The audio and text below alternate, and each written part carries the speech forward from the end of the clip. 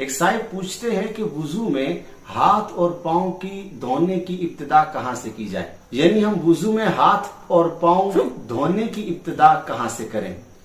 تو اس کا مختصر جواب یہ سماعت فرمائیں کہ وضو میں ہاتھ اور پاؤں کے دھونے کی ابتدا انگلیوں سے کرنی چاہیے اور یہی سنت ہے۔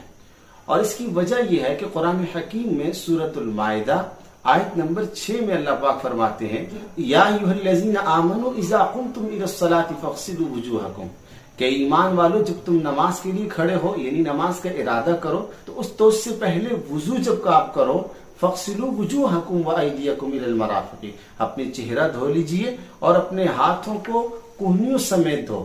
تو معلوم ہوا کہ ہاتھوں کی ابتدا انگلیوں سے ہوگی دھونے میں اور اس کا اینڈ اور انتہا جا کے کہنی سمیت ہوگا۔ اسی کے ساتھ ساتھ جب پاؤں دھونے کا حکم قرآن حکیم نے دیا تو فرمایا وَأَرْجُلَكُمْ إِلَى الْكَعْبَيْنِ، اپنے پاؤں کو ٹخنوں سمیت دو۔ معلوم ہوا پاؤں دھونے کی ابتدا انگلیوں سے ہوگی اور اس کی انتہا ٹخنوں پہ جا کے ہوگی۔ قرآن حکیم کی اس آیت سے معلوم ہوا کہ جب ہم وضو کریں تو ہاتھوں کی دھونے کی ابتدا ہاتھوں کی انگلیوں سے کریں اور پاؤں دھونے کی ابتدا پاؤں کی انگلیوں سے کریں اور انتہا جو ہے ہاتھوں کی انتہا کہنیوں سمیت کریں اور پاؤں کی انتہا ٹخنوں سمیت کریں۔